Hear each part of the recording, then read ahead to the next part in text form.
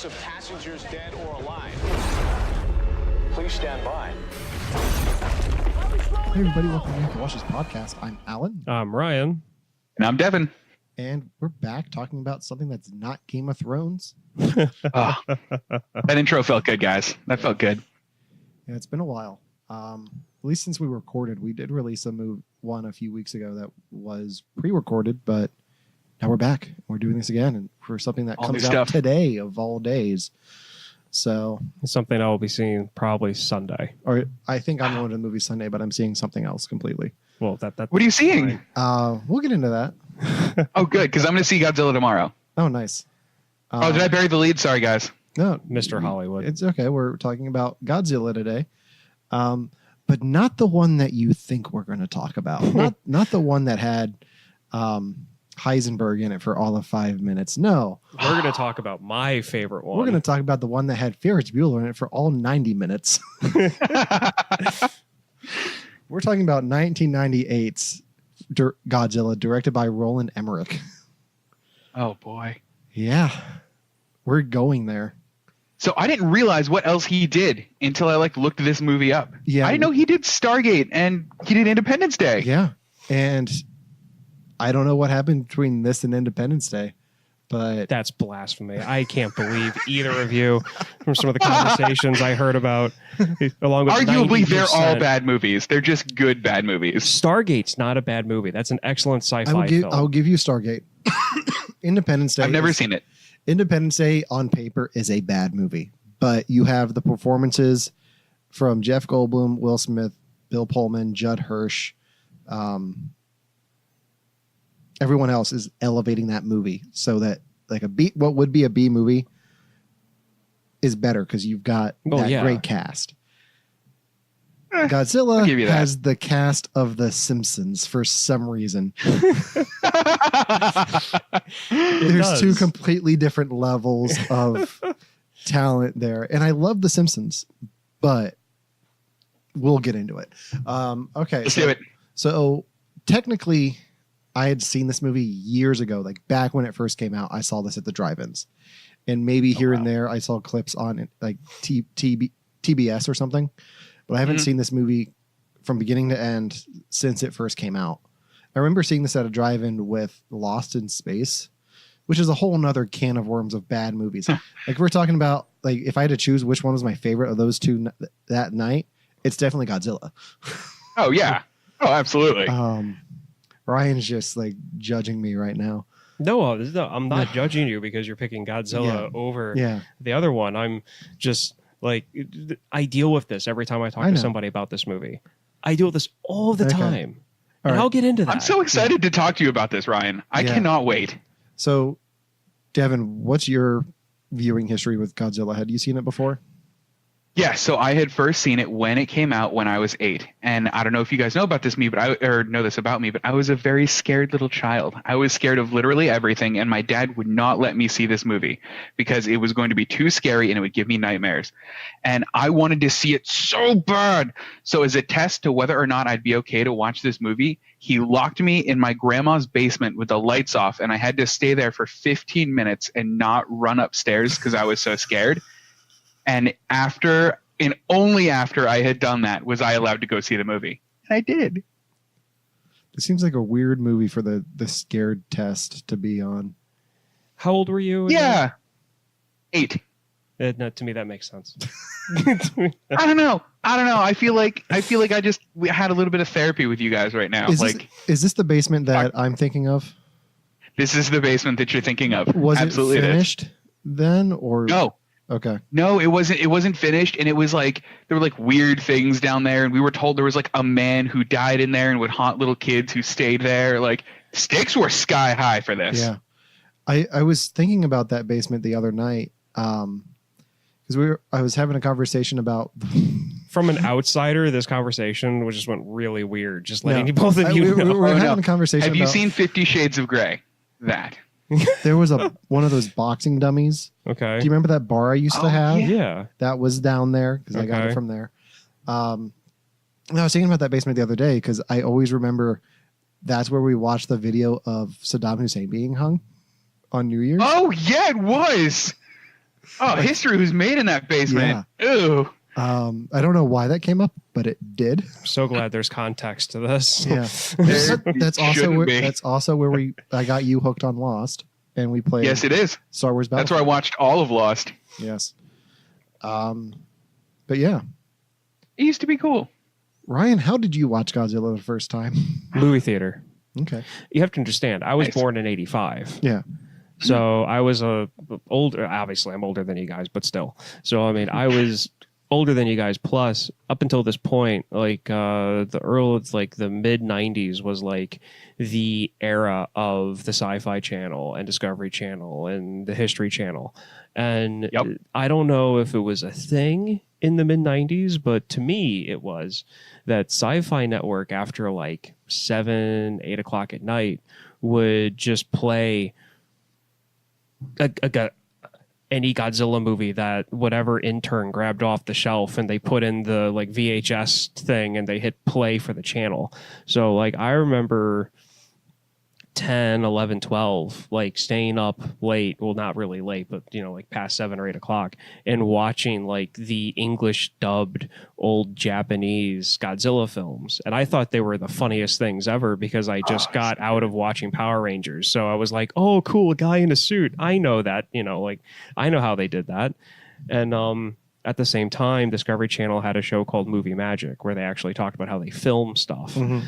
So I was really interested in like how like the Japanese made films because of Godzilla. And then I heard that they were making a Godzilla movie, and it was going to be like, you know, like the American Godzilla. And I went to go see it. And as a 1998, like a 13, 14-year-old, this thing hit me right in the right spot. I'm like, this is great. This is in no way the traditional Godzilla, but for me at that age, it was a perfect movie. Yeah. For that age. I mean, I think we were the demographic. Like, I think it was made for us. Like 8, 7, 8, 13-year-olds. I remember they sold toys for this like crazy. Yeah. Yeah. But and then they had the animated series that is the direct sequel to this that would air. I didn't see that. It was on Fox Kids because I was still watching that at that point. Because I think it was like Power Rangers Zeo or Turbo. I remember it. Like it's one of those ones that I remember. Like I remember it a little bit more. Like Godzilla was a good guy. Did it have the kid with the remote that could call Godzilla with his remote control whenever he wanted? Or was that another one based on the Japanese one? You might be thinking of like the 80s, 70s American cartoon Godzilla. You also might You also might be thinking of Free Willy, the animated series. You mean The Mummy, the animated series? God, was that a thing? That was a thing. Oh, wow. It was awesome. One day we're just going to do a deep dive on animated series. Yes, talk about how Beetlejuice is the best one. Because Batman doesn't count. We're not counting Batman in this. Otherwise, it's cheating. It's an unfair fight. Right. True. It's cheating. All right. So, how do we want to start talking about this movie? Because we can go two ways. We can go one way where we actually talk about the movie, or we can go another way where we start talking about the movie and then go into something completely different. Isn't that what we always do? Yeah. But let's do that. Okay, you down? Why disappoint our fans? You're gonna like this. Okay, I'm fine with that. Okay, yeah, whatever. So Matthew Broderick's first scene in this movie takes place in Chernobyl. And guess what we've been watching, everybody? Like the rest of the internet, we've been watching Chernobyl. I sucked you guys in. I just want to make sure. I was gonna watch it from the get-go. Well, I wasn't until Ryan. Okay. Hook, line, and sinker, dude. I won't take full credit for you guys watching it then. Devon, yes. Allen, yes. Not really. As soon as I saw they did a like a commercial for it on like the second episode of Game of Thrones, like, oh shit, like I kind of want to see that now. Yeah. I'm excited for the finale though. Yeah, I mean, me too. Oh my god, I cannot describe how much I love this show, and I understand. It's a miniseries. It can only be a miniseries. Yeah. Unless they want to drag the thing out and just follow these people's lives, how they lived, and that would just get a bit tedious. But I mean, I can't wait for Monday. Yeah. That was really well done. I like how they haven't like leaned into the Russian accents. Mm-hmm. They talked about it a lot on the podcast about why they didn't do that. I like that they have an official podcast for it. Like shows have done official podcasts before. Like Lost was like the first one to do it, where Damon Lindelof and Carlton Cuse would just talk about like different things from that week's episode, and then that would be it. But this is the first one in a long time to actually have like an official podcast with like the creator and real talent behind it. Yeah, to, like actually sit down and dissect each episode. Another show that's doing that right now is The Good Place. Like they have a Good Place podcast where the guy who plays the judge on The Good Place, he hosts every episode. That's awesome. And they get like a bunch of different celebrities in there to talk about like the show and not about the show and just about different things. See, I like that though. But the one thing that I love about the podcast and what they're doing for the show, like you said, it's the writer director. And you've got an excellent radio voice that's doing the interview, regardless if you like Peter Sagal or not. The guy has a great voice for radio. Is there anyone out there who doesn't like Peter Sagal? I don't know who he is. I'm just saying that because I'm not going to assume that everybody loves him. Don't tell me you don't know who Peter Sagal is. Alan, I don't know who Peter Sagal is. Wait, don't tell me. It's an NPR quiz show that's been going on for like ever. It's a podcast. You need to download it.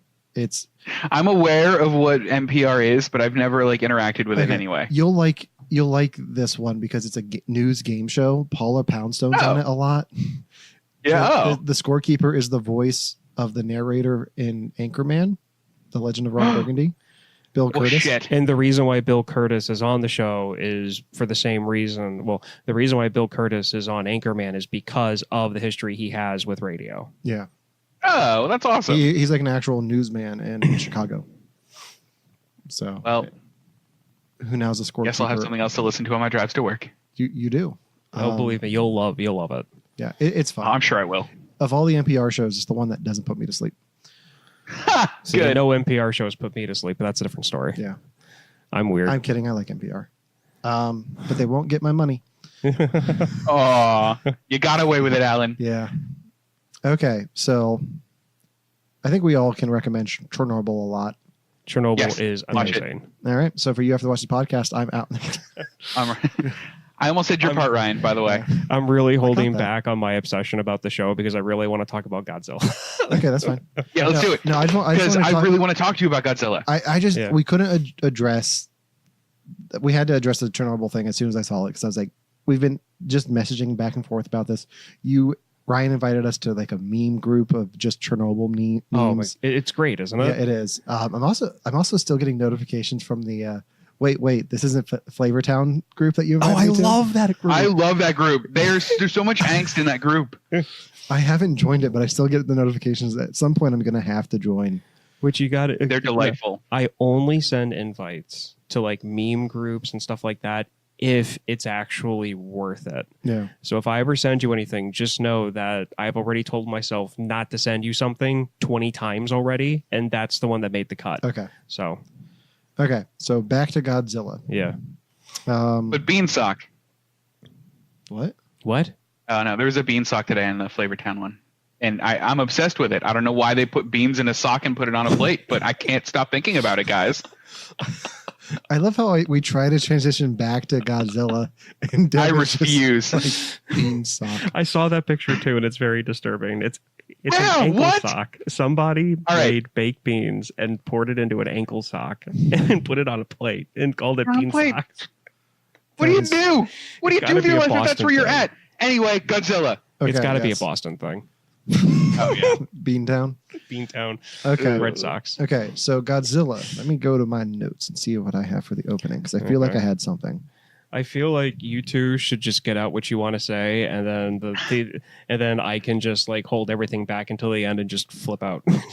Okay. I would actually love to just talk to you point by point about what you love about it, because I'll bet you the things you love are part of the things that I don't love, but I want my mind to be changed. I really do. Okay. So real quick before we get off the Chernobyl thing completely. So when Matthew Broderick is recruited by the military and the other doctors. Yeah. The redhead doctor turns to him in 1998 and asks, "So you were in Chernobyl, or what was it?" Like she doesn't know what Chernobyl is. Which after watching the miniseries, I'm like, how the hell do you not know what Chernobyl is? Okay, so partly, and to be honest, There's a lot of people who don't. There's a lot of people. But she's a scientist. It doesn't. Okay, it depends what kind of scientist she is. Her character is primarily just weird animals because she brings up a dinosaur for what Godzilla could be. You know, some animal that died out in the late Cretaceous period or something. And then her sidekick goes, but where has it been hiding all this time? Like, she's into like prehistoric creatures. That's what she's looking for. He is a nuclear scientist. He's looking for, you know, he's in they show him in Chernobyl studying the earthworms to see how the radiation affected them. So of course he's going to look into this as he's going to look into this issue as being radioactive, because why else would they hire him to, you know, be part of this group to like check? And if she's not, you know, into that field or into that whole like thing, then there is a very strong possibility that she might know the word Chernobyl. And to be honest, somebody at her age in 1998, depending on where she was in life, she might have heard about this as a blip on the news for like 2 days. Okay. And that was it. All right. That's all I have for the opening. So, I mean, I can see that. So hold on. Like, this is probably a dumb question. Is Matthew Broderick just like a worm scientist? No, he is a legit. He studies the effects of radiation on animals, on creatures. So he was studying the earthworms, yes, because that's what he decided to pick on, because they were in the ground. Being in the ground, the radiation can only go so far. So that's not his expertise. Isn't just worms. His expertise is just radiation in general and the effects that it causes on living creatures. So he is a full-blown like radiation like scientist. Like he's a nuclear scientist. He played. That makes me feel a little bit better about where he is with everything. He played with some warheads when he was a kid, and then just went to school for it. Made a War Games reference without ever seeing the movie. Go me. What? Good for you. I haven't seen it either, though. What? Yeah, that's going. But it's in Ready Player One, so we basically know it. No, you don't. Shut. No. The book, not the movie. If I could reach through, not even the book. What's up? You've got to see the movie. Well, that's why we have a podcast. I know. I'm just saying. It's on. Write the that list. down. It's on the list. Okay, so. All right, so we talked a little bit about how Roland Emmerich did Independence Day, and then this. And I think one of the biggest differences between these movies is they both have his style of we're going to introduce you to different groups of people, and then slowly interconnect them. Like you're going to learn these connections slowly over the course of the movie. So by Act 2, most of your heroes are together and interacting. I think that's cool. What I found really jarring about this one was Matthew Broderick has the pictures of the reporter, which is fine. Like that's how you would introduce her in like an Independence Day setting. And then they show her at the diner with Hank Azaria and his girlfriend. And she sees him on the TV. He's like, oh, that's my ex. Like it was just very jarring for me to be taken out of it that quickly, abruptly. Because I like it, Roland Emmerich's style when he does that. He does it in Independence Day, Day After Tomorrow. Even 2012, I'll give you credit that he did it there. And this one is just like, oh no, we have to make sure that everyone knows that these two characters that we're following are connected. And I wasn't a big fan of how he. I thought it flagged the end too much. It was like, oh, there's gonna be romantic tension. Yeah. Okay. So from my point of view, from how I watch movies and how I just let things just hit me and I just go with it. Wasn't jarring. It felt like it doesn't fit his style is what I'm trying to say. Like he has an established style in every other movie of his that I've seen multiple times. From somebody who had no idea that the director of Godzilla made Independence Day until now, it didn't stand out to me at all. Yeah, well, it wouldn't because you're not looking for his style. It's not like if you didn't know that J.J. Abrams directed Super 8, but you saw the lens flare. It's like, oh, that's kind of like in Star Trek, but and then you put the pieces together. But like this is something like that. Okay. Does that make sense? So I'm kind of glad I didn't know that then. But even still, like, to me, it was just they're having a conversation. And how many times have you guys like seen somebody you haven't seen in a while out of like the corner of your eye, and it takes you right out of what you were doing? And I feel like that's believable. I feel like that jarring aspect fits with her. I feel like they relied on news footage too much in this movie. That's an interesting criticism that I didn't think about. It's jarring in parts because at one point they're all in the tent. They bear with me. They use it too much for exposition. Like, it's great for exposition here and there, but they use it too much, and it's jarring at the one part where they're like, we have this footage of the survivors of the first wreck that the movie opens with. And it's just the shot of from the movie of the old man saying Godzilla. Like, that's just right from the camera of the movie. Like, it's so weird. Cordera. That part's a little weird. That completely took me out of it. Cause I'm like, there was no camera there with Jean Rene. Like, there's. I get that. Again, we're looking at this through different lenses. So. Exactly. I am viewing this movie as somebody who has seen it probably over 50 times in my lifetime so far. Mm-hmm. Like, this is like, when this movie came out, we got it on DVD. That DVD got lost. I bought it again with my own money. And then when I found it on Blu-ray, I bought it on Blu-ray. How is it in Blu-ray? It's amazing in Blu-ray. Okay, so I feel like I should have led with this. I did not rent, or I didn't spend any money to rewatch this for the podcast. Okay. I found it on the Sci-Fi app. So I got to watch it edited for TV and formatted to fit my screen. Oh, that's amazing. Now I'm judging you for watching something that's been formatted to fit a TV screen. Yeah, I'm not a phone. big fan of that. But no, it wasn't even on my phone. I watched it on my TV, so do I at least get credit for that? Oh, that's better then. It's formatted to fit your TV, so no. I mean, I stopped buying anything that wasn't widescreen back in 2002. I mean, it was still widescreen. Then how's it formatted to fit your format TV? about it? Yeah. I think it's just they blow it up a little bit, so maybe I lose a little bit of the edges, but not much. It's not like pan. Well, then don't lead saying it's formatted for TV. No, that's it's still what it said. widescreen. It's what it said. It was edited and formatted. They haven't changed that. They don't really edit it that much. Oh, I've seen some stuff. They have no. I mean, like formatting Okay. wise, they don't really cut out that much. They'll cut out language like yippee-ki-yay. But So we can all agree that Alan didn't get the optimal Godzilla experience on this one. Okay, so okay, what is the optimal Godzilla experience then? You have to be 8 and in a movie theater. Yeah. Or 13. or just be me and being 33 and sitting down at home on my 60-inch, or is it 60-inch? I don't know how big it is, but with my sound system and just watching that movie. Oh my God, I love watching that movie. All right, so I don't ever want this episode to turn into Alan and Ryan, or Devon and Alan attack Ryan at all. I want to be middle ground here between both of you guys, because I'm not offended by this movie. This movie makes silly choices that fit with the 90s. It's campy to me, and I love it for its camp, but it's not my favorite movie. I'm just going to go ahead and state my position right now. I agree. It is campy to hell. And part of that campiness for the 90s is having the Simpsons cast in there. Yeah. Ryan, when you were 8, did you know that Hank Azaria and Harry Shearer were the Simpsons? No. Okay.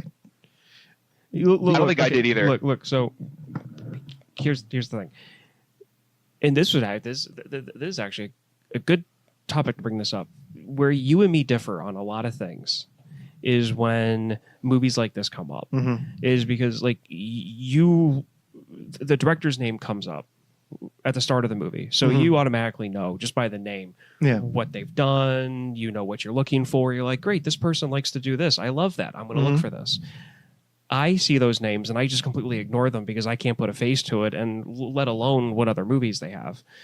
When it comes to seeing actors, like, and my wife is kind of like you in this aspect.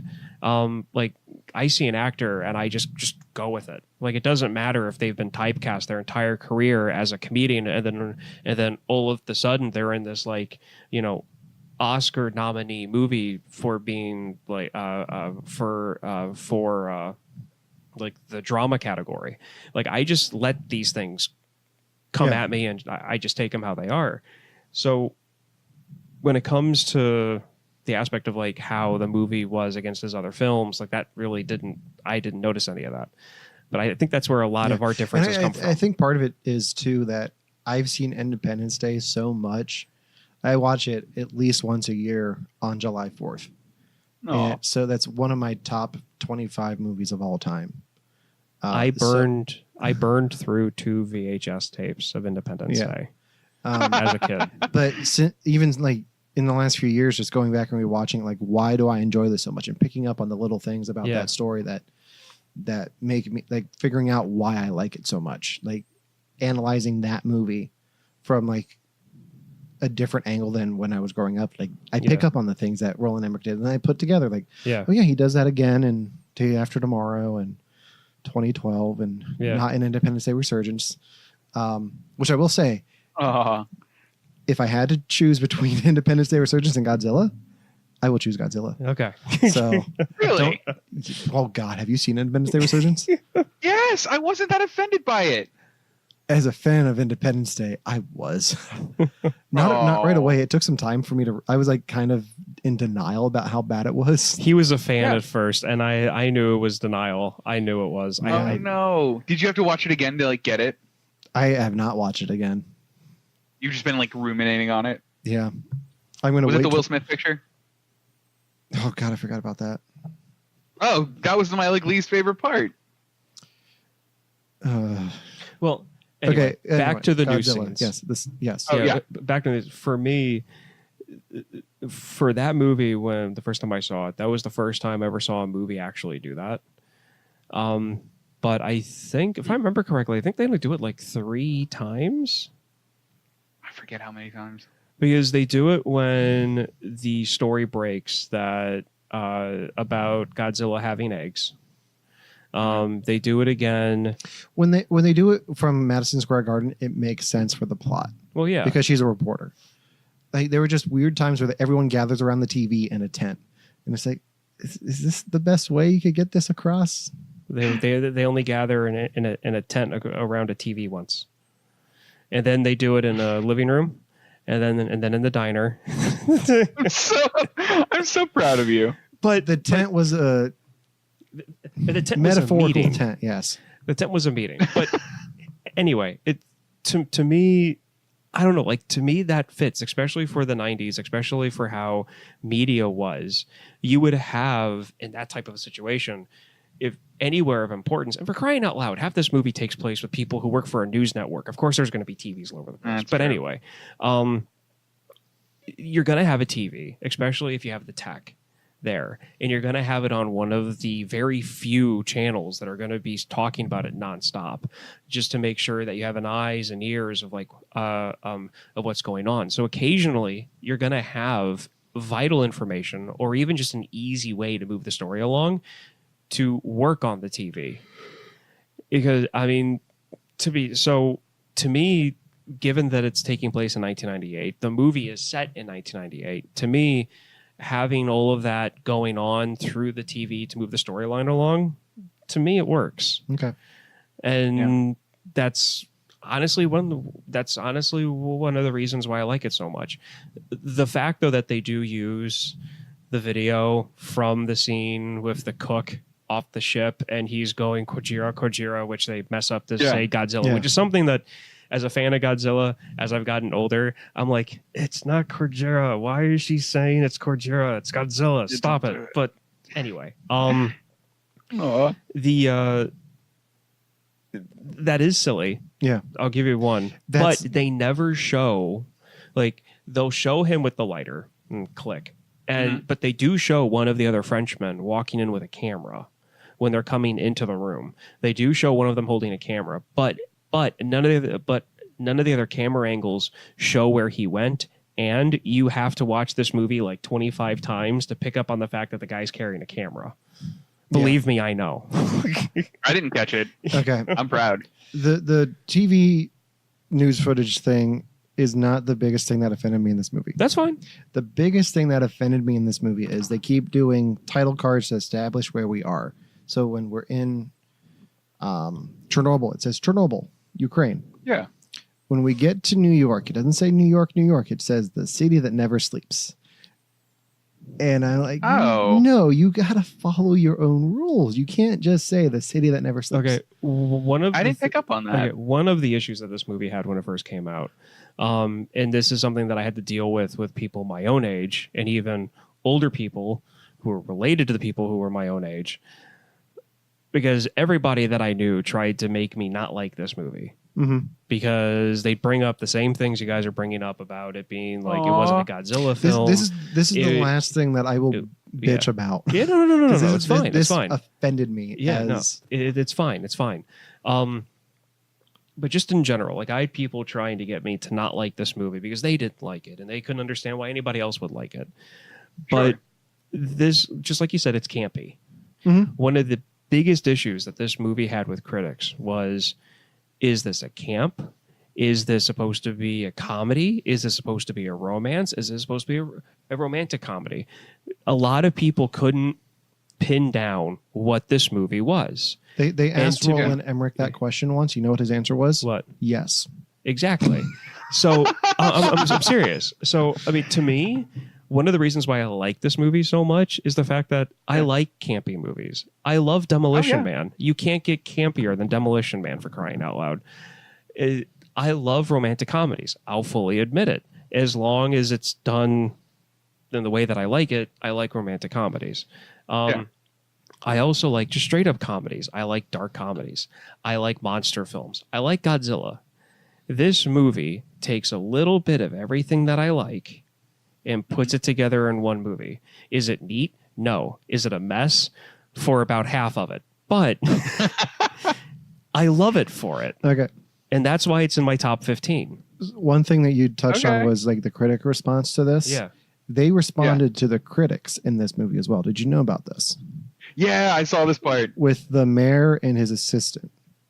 Mayor Isn't the mayor even called Ebert? Oh, yeah. Yeah. And his assistant, Gene. Yeah. Yeah. And he looks like Roger Ebert. Yeah. Yeah. And he looks like Gene Siskel. Mm-hmm. Because here's what IMDb has to say. This is in response to the duo giving negative reviews to Emmerich and Delvin's earlier film Stargate and Independence Day.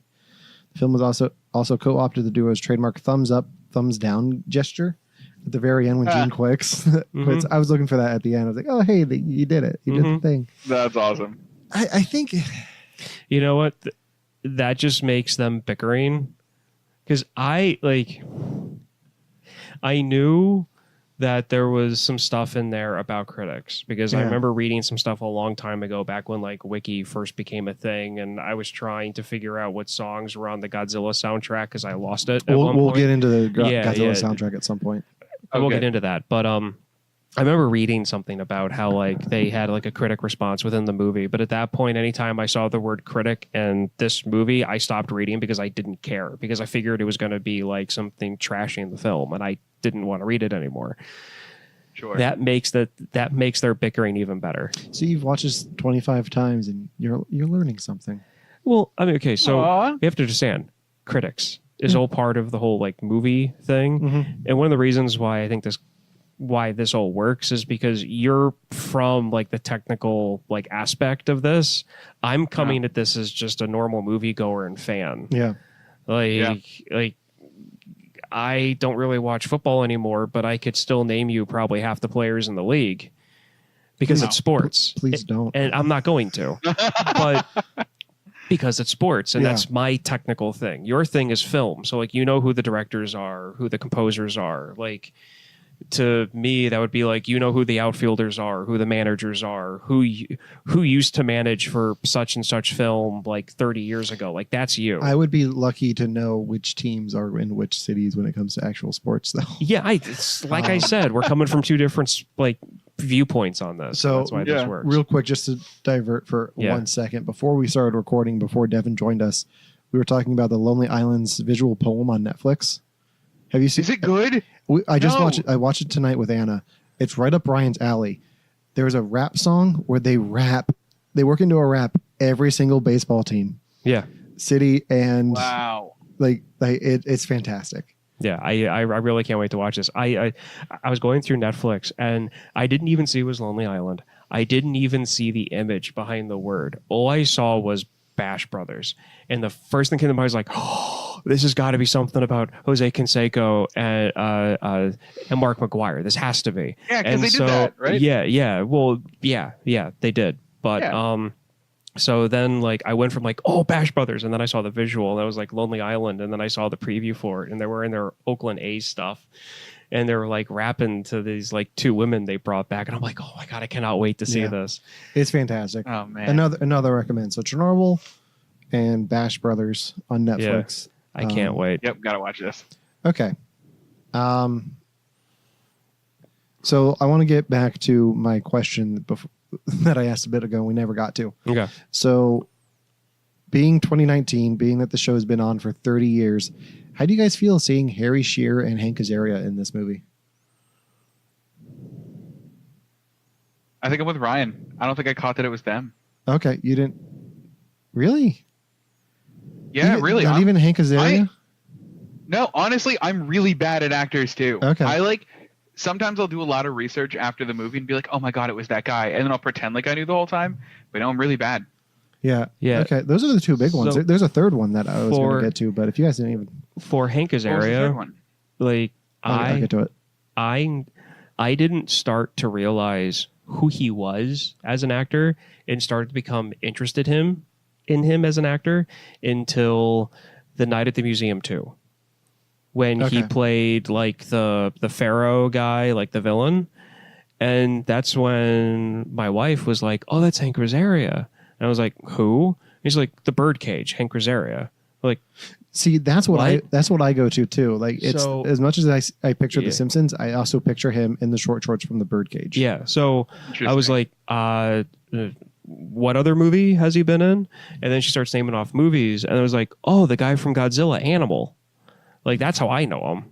Well, that's because the first thing I went to. And I was like, oh, that's him now? Because I always envisioned that actor looking like Animal from 1998, not, the Pharaoh's older brother who's, close to being like 50. Yeah. So Out of all the actors on The Simpsons, he's had the most live action centric career. he's good at physical comedy. Yeah. He's good at physical acting. Devin, have you seen The Birdcage? It's in pieces, never the whole thing. Oh, That would be a good one. Is that a good one? that might be a good one. I don't know how that would hold up in 2019.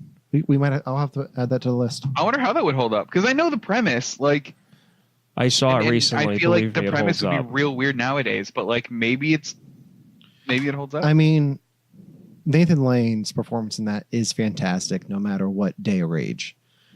Really, I just know Robin Williams is in it. Like, Yeah. and I've seen him do he does like a part where he like dances or something. I've seen that part. Yeah. Yeah. So Hank Azaria plays Animal. Yeah. Harry Shearer, who is the broadcaster, who's the asshole. He's he's Mr. Burns on The Simpsons. Oh, I did not know that. Oh, really? Yeah, he's Mr. Burns. He's Smithers. I'm trying to think who else he is off the top of my head. Those are the two big ones. Principal Skinner. Oh, that's cool. And then his secretary, who sees Godzilla go by the window when he's on the phone, is Nancy Cartwright, who is Bart Simpson. Oh, Sir, I didn't catch Sir, that. I think your story just walked by the window. I don't know. He turns. I knew that. What are you talking about? The tail comes by. I saw when I looked at this on IMDb for the podcast, I saw that Harry Shearer was in it, and I forgot about that. And I knew Hank Azaria was in it, but I was not expecting that. As soon as I saw it, I was like, "Oh my god, that's Nancy Cartwright! Like, that's fantastic." I was waiting for Yeardley Smith and everyone else to show up too, but it never happened. No. 'Cause you got to figure, 1998, the Simpsons boom was probably happening like just before they started pre-production on this.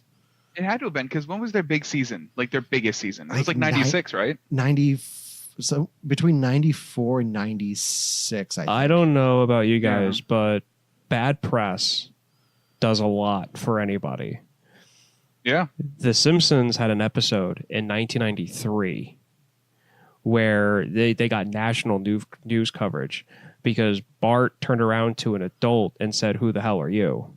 And that caused such controversy in 1993. I remember my parents talking about if they were going to let me watch that episode that day. And, it was all over the news. I'm going to say 94, 95 was The Simpsons' big year. Mm. So this was maybe right at they were cruising on the highway at that point with that show. They were still in their peak. Of looking back, that's still peak Simpsons years. That's right after Conan left. Yeah, that's right around the time of Who Shot Mr. Burns. Yeah. So, oh yeah.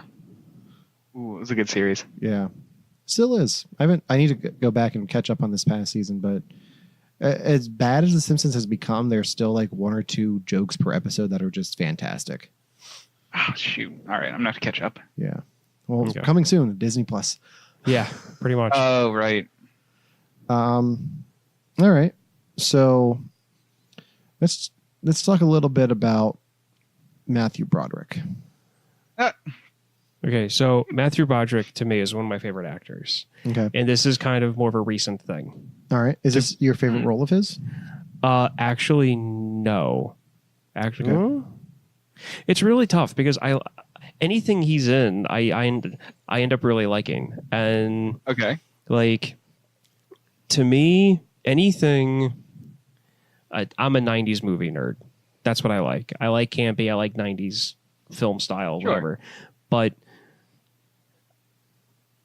I really like him in Producers. Oh yeah, I really like him in this. Yeah. I really like him in War Games. I really like everything he's in. I really, really like one of the aspects of this film that sets his other roles apart is that this movie calls to his stage career. Not just, because people, the one thing about Ferris Bueller that there's a few interviews that you can find with the older actors from that show. The principal, the guy who played the principal in Ferris Bueller. Oh yeah. There's a interview with him on set that they asked how it was working with him, and he said, "Oh yeah, no, it was great. You can really tell that that he grew up doing stage plays because he shows up on time. He knows his lines. He can laugh something off and then in 2 seconds go back to being a straight face and character. So even young, he was good at what he did." But they never called in any of his films to the fact that he is a terrific stage play actor. Okay. And they did this in the first scene of this movie with him singing in the Rain, because he did that role on Broadway. Did he? On Broadway. He did Singing in the Rain on Broadway before this movie came out. And the fact that they had him singing in the Rain was amazing. Because even back then I knew written that. For him? It was. They wrote the screenplay for. He signed on to this before there was a screenplay. Oh my gosh, I had no idea. Yeah, you can tell because they really do lean into his. He gives a great performance in this. I will give you that. He's not the problem with this movie that I have. No, he's great. I love Matthew Broderick and everything. Maybe not on the Connors this year. He had a really weird role. Really? Yeah. Matthew Broderick had a really good run of movies around this time that I was looking at. So what was it? I know it was Lion King. Well, Lion King was 94. And Inspector then Gadget. Inspector Gadget 99. Was there. So yeah, it was Godzilla. Cable Guy was in 96. Some other smaller ones in there. Infinity, Addicted to Love, Godzilla, Lion King 2, Election, which I have only heard good things about, and then Inspector Gadget. No, and then the live action Music Man from 2003, which was straight to TV. Oh yeah, that was a really good one. Yeah. So yeah, he's a really good song and dance man. Yeah, and the fact that they did that in this film, to start it Just off. a little bit. Doesn't he? I saw in the IMDb trivia that he sings Donkashane at some point in an elevator. Is that a thing? Really? I missed it. In an elevator? Yeah, an elevator scene, the scene, the music's playing Donkashane. Huh. I don't know. IMDb could be lying to me. Okay, I got it. That might be a deleted scene or something. All right. So we've got to hurry this along. Oh, yeah. Okay, so what do we think of the more dinosaur-like Godzilla design? When it first came out, I loved it.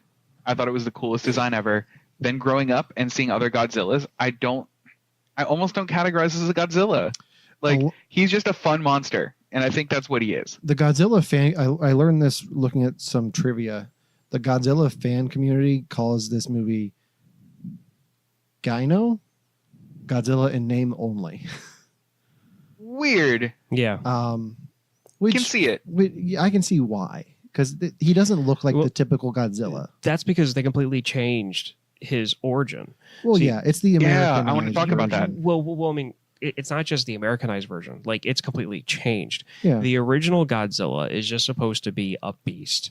Just a giant lizard-looking thing that comes out of the sea, because Godzilla is originally supposed to be a stand-in for a nuclear bomb. Because the Japanese, even up until not that long ago, or at some point, their media was very censored and very controlled. So any movie that anybody wanted to make about the horrors of dealing with the 2 nuclear bombs that we dropped in their country, they couldn't make. So Godzilla was a stand-in for that. So his background is just, it's radiation, it's nuclear. That's where Godzilla came from. What they did different in this one was that the Polynesian islands got nuked over and over and over again during testing by the French government. The radiation in its thing genetically changed an iguana.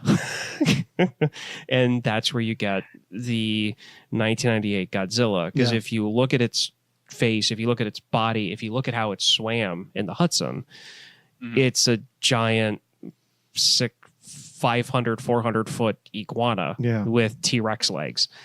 And so being the Godzilla fan, like, I will totally admit that this is completely off the mark for what Godzilla is supposed to be.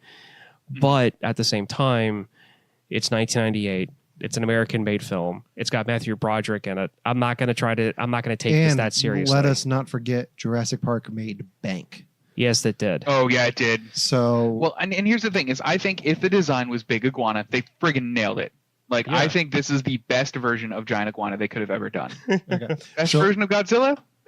So going off of the allegory for nuclear bomb, I think that they kind of twisted that for the American version a little bit. And here, bear with me, because I've got a theory that just came up while you were talking. So whereas the Japanese Godzilla is for the bomb, is this Godzilla just about radiation? Because they have it contained in Madison Square Garden. And they have to stop it from spreading, because if it spreads, it's going to get out of control and devour everything. So is that maybe what they were going for? Am I reading too much into this Roland Emmerich movie? No. Because honestly, that fits. Because with the Japanese, they were talking about the fallout of dealing with having those bombs dropped and dealing with that massive power and the destruction and the cleanup and everything else. On our end of it, we dropped the bombs. That means we were playing with the crap. We were testing it. We were turning this thing into power. We were, dropping it on islands to see how big the explosions could be. So for us, the Godzilla they had in this movie is more about the fallout of our culture dealing with that aspect of it on the reverse end. I think I just did a complete 180 on this movie, because if you're talking about radiation and its dangers, of course it makes sense to put Mr. Burns and Pooh in this movie. I mean, you're not wrong. I'm not wrong. Like, I think I just did a What if this movie is movie. as brilliant as you think it is now? It might and be. We're just all missing it. I might have to tweet at Roland Emmerich later and see what's going on. Oh my God, he'll love it. Do it. This is one of those things where it's like, even though, just now we're talking about this and talking about the reverse aspect of it, like, Godzilla is, like I said, it's a stand-in for the A-bomb. It's a stand-in for the destruction. The difference between our Godzilla and Japan's Godzilla is our Godzilla is asexual and lays eggs and lays hundreds of thousands of, well, not hundreds of thousands, but thousands of eggs. And if you think about how radiation works, when you become irradiated, you become radioactive yourself, and then you spread that radiation. So, let's say Godzilla A, or God Iguana A goes on to goes into New York, lays 700 eggs. Those 700 eggs, New York has now become irradiated. Now it's going to radiate, and then you have those little guys go off anywhere, and then of course, and then the next thing you know, Jersey City, Queens, and the Bronx, they're going to become irradiated, and they're going to start spreading things out. It's a weird CGI puppet combination of a pyramid scheme. Yeah, pretty much. I get it. I can buy into that. Well, shit, this might be really deep now. Yeah. That's a good theory, Alex. Or we just made it deep. we did. Or did we make it the right amount of deep? Yeah. Okay, so what else do we want to talk about? Devin, anything else you wanted to bring up? I mean, here's the thing: is there's so much like little stupid stuff I could bring up that everyone's already done to death. Yeah. Like when I rewatched the movie, I was like, "Oh, that lighter looks like it's translating them. Why can the lighter?" And then I like did cursory Google search, and everyone's like, "Oh, the lighter looks like it translates things." It's like I don't want to bring up stuff like that. What? Like the lighter. Whenever the old man's in bed and he like doesn't understand them, and then guy pulls out the lighter and holds it to his face, he like suddenly can understand him. Yeah, that's weird. Like I think CinemaSins even does something on that too. Like it's like the first thing anyone brings up is like, why is the lighter translating? But like I don't think he was. I think that's just weird placement of subtitles. I think that's people not Devin, no offense towards you, but I think that's people not understanding language. Because right, that's the thing. He's gibbering. Okay, he's gibbering. Yeah. Okay, the old man's gibbering. And then he's like, okay, what did you see? And if I go through something like that, and I have a bunch of people speaking a language that I don't understand, and I've been through a traumatic event, and somebody says something and puts a lighter in my face and is waving it back and forth, and my eyes are on it, dog did it. A dog did it. And him saying Godzilla, or whatever they want it to be, then to me, that's just him saying the thing's name. Calms your brain down. So that to me, like that whole thing, like at that point, this is where I feel like people find a movie they don't like, and they just pick it to death. Even things that they normally wouldn't bring up. Is if you're going to complain about stuff like that, you're missing the point of it. Like the point of it isn't the silly lighter scene. The point of it isn't the overly sexist boss guy. Like the point of it isn't like it's Titopolis or that's a lot of fish. Because like sure, those lines could have been delivered or written better, but like. Oh, but I love what those this lines. movie is to anyone. This movie is a pure summer blockbuster from the 90s. It is, and I thought it was great. I was on board the hype train. Yeah. I loved it. And then watching it again, I went, wow, this is very 90s. I didn't have a visceral negative reaction to it. It was just super 90s. Yeah. Probably on the worst end of a 90s thing, but for the 90s, that's still kind of fun. Like, there's still fun to be had in this movie. Oh, yeah. Here's the thing is I rewatched The Matrix recently. It's a rough watch now. I can't get through The Matrix anymore. I tried watching it a couple days ago. I can't do it. Oh, wow. I can't get through it. That used to be the pinnacle of the 90s for me of like good like action movie. And that was the movie that made me feel smarter than my friends at that point. Because I understood it. Have you guys heard the theory that that's an allegory for being transsexual? What? Yeah, because both the Wachowskis have gone through gender transitions. Go back and rewatch The Matrix through that telescope. Oh my God. Well, that's Trinity's character. I knew that since the first time I saw it. Because of that little line. It was like, I thought you were a guy. Yeah, most guys do. But it's a female. Yeah. I got the whole transgender thing straight up because The Matrix, you could be a male or female in your tub, and then The Matrix just makes you the other sex, and then you spend your entire life inside The Matrix going, I don't feel right. Yeah. Holy shit. But anyway, wow, all right. 90s movies. Deeper than we thought. So backtracking. Yeah. And Independence Day is really just about aliens invading and blowing shit up. No allegories there. No. Okay, so real quick before we wrap this up, I admitted that I watched this over 2 nights because I was falling asleep and had to turn it off. Mm-hmm. I am confused as to what the French were doing there. Real quick, 1 minute, explain what they were there for. Okay. The the French government was testing their nuclear bombs in the French Polynesian Islands. Okay. They are a special ops crew that are sent out by France to clean up France's mess. This Godzilla thing came from the French Polynesian Islands. Okay. So they are there, and you probably missed the scene where they kidnap Brendan Fraser's character in the taxi cab and take him to the warehouse, and he explains all of this. Matthew Broderick, but this movie would be so much better with Brendan Fraser. Oh my god, I was like, I miss Brendan Fraser in this movie. This is okay. So no, you just. I'm not a perfect. I loved it. Okay, so anyway, I would maybe go with Brendan Fraser as Animal though. Like that would be better. Yes. I don't think the scene of him almost getting crushed by Godzilla's foot would be any better. I think him running across the cars would be more realistic. Yes. Also that. Anyway. Yeah. So they are there to clean up their government's mess, to make sure that it doesn't get out that they're the reason for this thing happening, which this all leads to my favorite line in the whole movie, where Animal goes, "Who are these guys?" And he looks over and goes, "They're French." They're from France. What a good line. That's my favorite line of the whole movie. It's just very obvious. Where'd you meet these guys? Like They're from France. Yeah. French. But yeah, no, they're there to clean up the mess. Okay. All right. Any final thoughts on Godzilla? The soundtrack was amazing. Oh yeah, we need to talk. Oh yeah, we need to talk about the soundtrack. I'm not letting this go. Okay. Okay. So this soundtrack was one of the albums that basically like molded me into what I like to listen to now. So I'm just gonna go through some of the tracks. Wallflowers, Song Heroes. Puff Daddy featuring Jimmy Page, Come With Me. Rage Against the Machine, No Shelter. Ben Folds 5. Yeah, Ben's Fold 5s. Fuel, Air.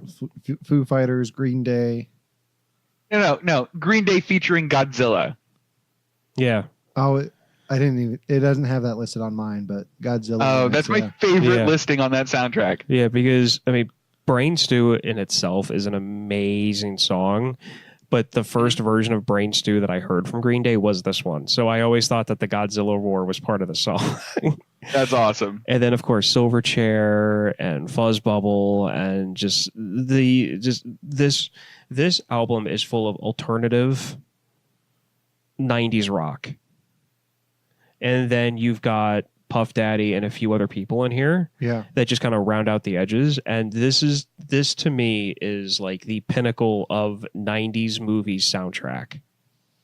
Yeah, this is pretty good. I didn't realize that the Wallflowers did a cover of David Bowie's Heroes, so I am totally listening to that. What you need to do is watch the music video for this too, because this album came out in the heyday of MTV, like basically telling like these record companies what songs they wanted videos for.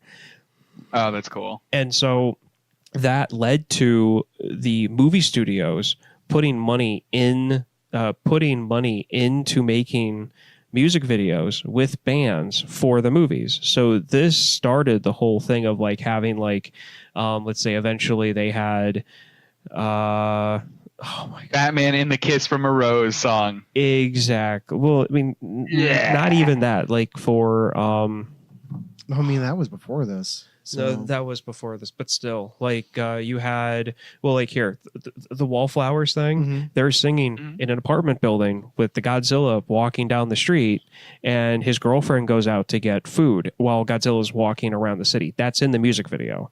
You've got Limp Bizkit in the one, I forget the name of the movie, but there's like Mission Impossible 2? The Mission Impossible 2, where, you know, that, like, this is part of that. This is in the pinnacle of that. So like, there's so much about this soundtrack that I absolutely love. I definitely need to give this one a listen. My favorite soundtrack of all time is still Spider-Man 2. Like that one had like that. But does that one have Hero in it? No, that's Spider-Man 1. Yeah, but it should have Hero in it. That makes it better. I mean, I still put it on my playlist when I was playing Spider-Man 2 on PS2. So. Oh, that's awesome.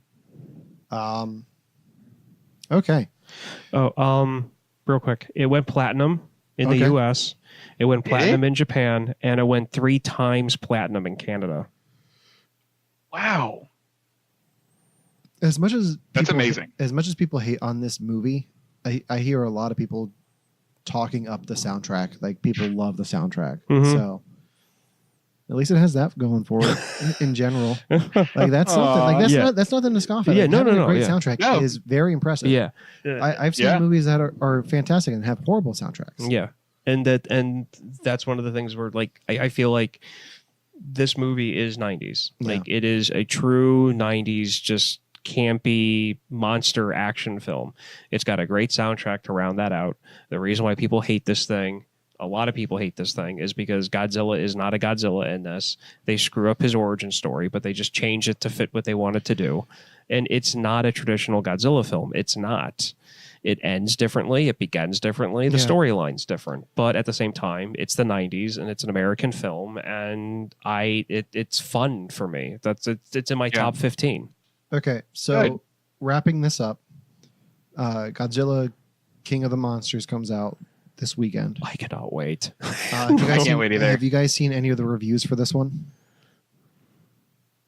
I think I saw one, and I think it gave it like a 7 or 8 out of 10. Yeah. A lot of the reviews I'm seeing are complaining that the movie focuses too much on monster fights and not enough on the people. It's a Godzilla film. That's what I want. Screw that. Yeah. Screw that. I want. That's the only response I've been seeing to that critique is that's what we want to see. Like, come on, let them fight. Like, that's the motto of the first movie. Let them fight. So that's honestly what held the first Godzilla film that they made recently. Like, I love that movie, but that's the one thing that really held that movie back. Like, they kept on making the fight thing to be something to be teased at throughout the movie. They saved it for the end. Yeah. They cut away from it at one point and then just show you the aftermath. And exactly. I liked that. I liked how they did that, but at the same time, I'm like, oh, I just wanted to see that. If it was any other giant monster film, that would have been perfect. But it's a Godzilla movie. Godzilla, exactly. I still can't get over the fact that Aaron Taylor Johnson and Elizabeth Olsen played husband and wife in that movie, and then the next year were brother and sister in Age of Ultron. Nah. Oh, weird. I didn't even think about that. Yeah, no, but they really didn't do any husband and wife stuff, though. That's the thing. Still, like, I knew that I had seen Winter Soldier before this, which is where they get their cameo in the post-credit scene, so I knew they were brother and sister. Like, this is weird. Like, I'm not watching. Like, Game of Thrones is not what I'm expecting to see, but I can't get that. Again, this is where me not caring about what other roles actors have played. This new one's got a great cast in it. Yeah, it does. I was kind of hoping it would show at the drive-ins this weekend, but they're showing Aladdin again. But I'm probably gonna go. Aladdin was fun. I'm probably gonna go see Rocket Man this weekend. So. Oh, good. So we'll be able to talk about that next week when Devin and I watch. I guess you're making us watch 2 movies in a row. Technically, I'm all right with it. Technically, it's okay because I made you guys watch a few in a row. Next week we're going to be talking about Bohemian Rhapsody, the other most recent musical biopic. I can't wait. I want to see this one for a long time. Yeah, me too. So tune in for that next week. You have to watch this podcast. Wait, do we have any other final thoughts? Anything else? Not really. Okay. Devin, anything? Titopolis. Titopolis. Okay. Titopolis. It's Titopolis. I love that running joke. It's the best thing ever because it's not even a hard name to pronounce for crying out loud. Yeah. I know. All right. For You Have to Watch This podcast, I'm Alan. I'm Ryan. And I'm Devin. And we'll see you next week.